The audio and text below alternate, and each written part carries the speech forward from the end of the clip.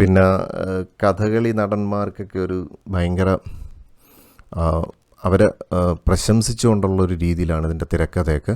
അവരെ പ്രശംസിച്ചെന്ന് വെച്ച് കഴിഞ്ഞാൽ കഥകളിക്ക് ഭയങ്കര ഒരു ഇമ്പോർട്ടൻസ് ഈ സിനിമയ്ക്കകത്തുണ്ട്. ഒരു കഥകളി നടനിലൂടെയാണ് ഈ സിനിമയുടെ കംപ്ലീറ്റ് ത്രെഡ് വരുന്നത്. അവിടെയാണ് ഇന്ദ്രൻസിൻ്റെ അഭിനയം. ഇവർ രണ്ടുപേരെയും വെച്ച് കമ്പയർ ചെയ്യുമ്പോഴത്തേക്ക് എനിക്ക് ഭയങ്കര ഒരു സംഭവമായിട്ട് തോന്നിയ ജോമോൻ ജ്യോതിൻ്റെ അഭിനയമാണ്. കാരണം ആ ക്യാരക്ടർ അദ്ദേഹത്തിന് നന്നായിട്ട് ഉൾക്കൊള്ളാൻ പറ്റിയിട്ടുണ്ട്, നന്നായിട്ട് അദ്ദേഹം അത് അവതരിപ്പിച്ചിട്ടുണ്ട്. പക്ഷേ ഇന്ദ്രൻസിൻ്റെ ക്യാരക്ടർ എവിടെയൊക്കെ കുറച്ച് ഓവറാകുന്നതാണൊക്കെ എനിക്ക് ഫീൽ ചെയ്തിരുന്നു. ഇന്ദ്രൻസ് ഒരു ഗംഭീര നടനാണ്, ഞാൻ അദ്ദേഹത്തെ കുറച്ച് പറയല്ല. പക്ഷേ എങ്കിലും എവിടെയൊക്കെയോ അദ്ദേഹത്തിൻ്റെ ആ ഒരു പണ്ടത്തെ കാലത്തെ കോമഡി അങ്ങനെയൊക്കെ കുറച്ച് സാധനങ്ങളൊക്കെ കയറി വന്നപ്പോഴത്തേക്ക് അത്രത്തോളം ആ ഒരു ക്യാരക്ടർ കൺസിസ്റ്റൻസി എവിടെയൊക്കെ ലൂസ് ചെയ്യുന്ന എനിക്ക് തോന്നി. പക്ഷേ എങ്കിലും അദ്ദേഹത്തിൻ്റെ പെർഫോമൻസ് റേഞ്ച് വേറെ ലെവലിലായിരുന്നു ഈ മൂവിക്കകത്ത്. പിന്നെ ഈ ഒരു സിനിമയ്ക്കകത്ത സിനിമയിലുള്ള അദ്ദേഹത്തിൻ്റെ പെർഫോമൻസും ഗംഭീരമായിരുന്നു.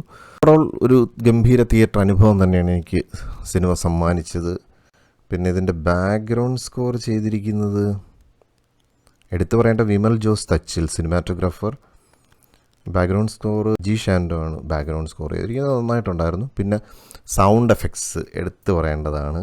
ഇതിൻ്റെ VFX ഗംഭീരമാണ്. VFX വലിയ ടീമാണ് ചെയ്തിരിക്കുന്നത്. അപ്പോൾ അതിൽ രാധാകൃഷ്ണൻ സാറിൻ്റെ പേര് കൊടുത്തിട്ടില്ലല്ലോ. MR രാധാകൃഷ്ണനാണെന്ന് തോന്നുന്നത് മിക്സ് ചെയ്തിരിക്കുന്നത്. അതിനി ചില പർട്ടിക്കുലർ ഏരിയസിൽ മാത്രമാണോ അദ്ദേഹം ചെയ്തിരിക്കുന്നതെന്ന് അറിയത്തില്ല. സൗണ്ട് ഡിപ്പാർട്ട്മെൻറ്റ് ശരത് ബിഗ്ജീസ്, നവീൻ നന്ദകുമാർ, ഇവർ രണ്ടുപേരെ പേരേ ഉള്ളൂ. പക്ഷേ ശരിക്കും MR രാധാകൃഷ്ണൻ സാറിൻ്റെ പേര് ഇതിനകത്ത് എഴുതി കാണിക്കുന്നുണ്ട്. അദ്ദേഹത്തിൻ്റെ എന്തോ പരിപാടി ഇതിനകത്തുണ്ട്. എന്തോ പരിപാടിയല്ല, ഇതിൻ്റെ ഫൈനൽ ഏരിയയിൽ എത്തുമ്പോഴത്തേക്ക് കുറച്ച് സംഭവങ്ങളൊക്കെ ഉണ്ട്. അപ്പോൾ അവിടെയൊക്കെ സൗണ്ട് എഫക്ട്സിൽ അദ്ദേഹത്തിൻ്റെ കുറച്ച് മാജിക്ക് നമുക്ക് കേൾക്കാൻ, തിയേറ്ററിൽ കുറേ കേൾക്കാനുണ്ടായിരുന്നു.